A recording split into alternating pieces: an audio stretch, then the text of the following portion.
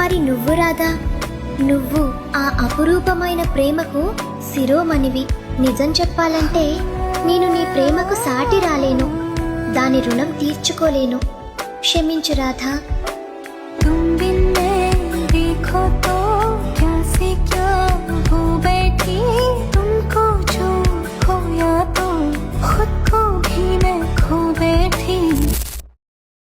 ఈ వీడియో ఎలా ఎడిట్ చేసుకోవాలో మీకు తెలియదా? అయితే నేను మీకు చెప్తాను. దానికి ముందు మన వీడియో చూస్తున్న ప్రతి ఒక్కరైతే లైక్ చేసుకోండి. అలానే మన ఛానల్ కొత్తగా చూస్తున్న వాళ్ళైతే సబ్స్క్రైబ్ కూడా చేసుకోండి. సబ్స్క్రైబ్ చేసుకోవడం వల్ల మనం ఎప్పుడు ట్రెండింగ్ రీల్ పెట్టినా, ఎడిటింగ్ ట్రెండింగ్ రీల్ పెట్టినా ముందు మీరైతే చూస్తారు. అలానే మీరు నాకైతే ఎంకరేజ్మెంట్ అయితే చేసినట్టయితే ఉండిద్ది.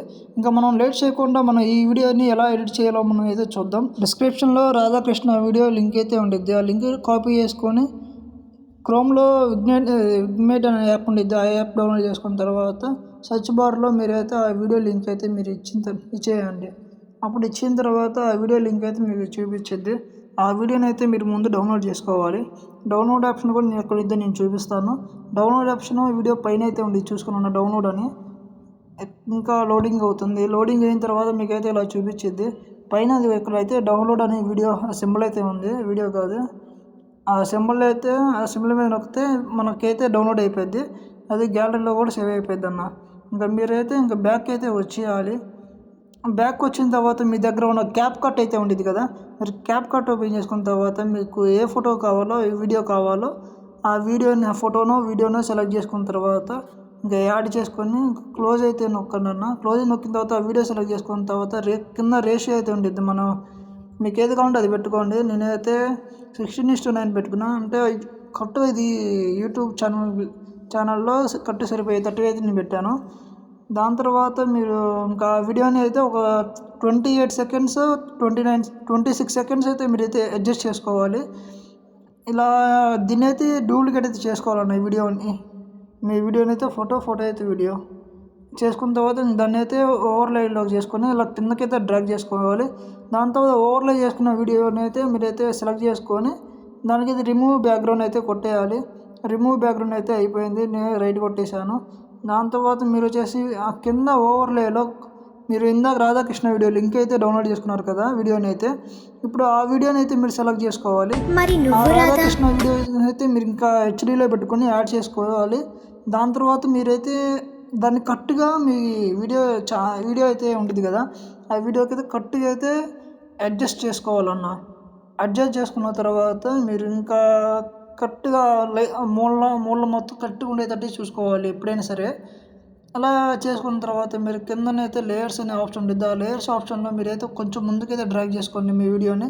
అప్పుడు అది వెనక్కి వెళ్ళిపోయింది అన్న. అప్పుడు మీ బాడీ అనేది కొంచెం ముందుకు వచ్చింది, ఆ వీడియో అనేది వెనక్కి వెళ్ళిపోయింది.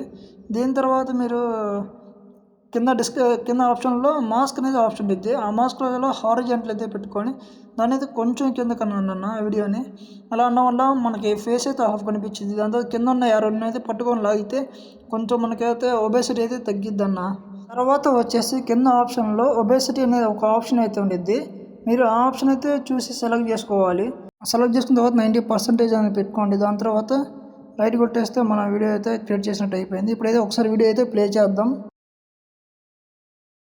మరి నువ్వు రాధా, నువ్వు ఆ అపురూపమైన ప్రేమకు శిరోమణివి. నిజం చెప్పాలంటే నేను నీ ప్రేమకు సాటి రాలేను, దాని రుణం తీర్చుకోలేను.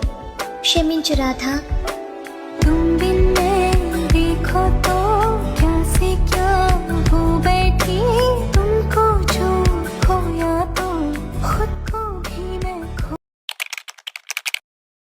మరి నువ్వు రాధా, నువ్వు ఆ అపురూపమైన ప్రేమకు శిరోమణివి.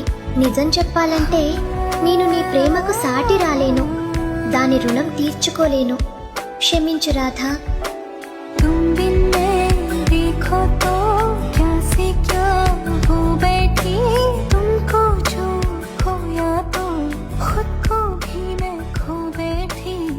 సో ఓవర్గా చూసిన అందరూ మన వీడియో అయితే నచ్చే ఉంటుంది. అందరూ అయితే సబ్స్క్రైబ్ చేసుకున్నాను, లైక్ చేయండి.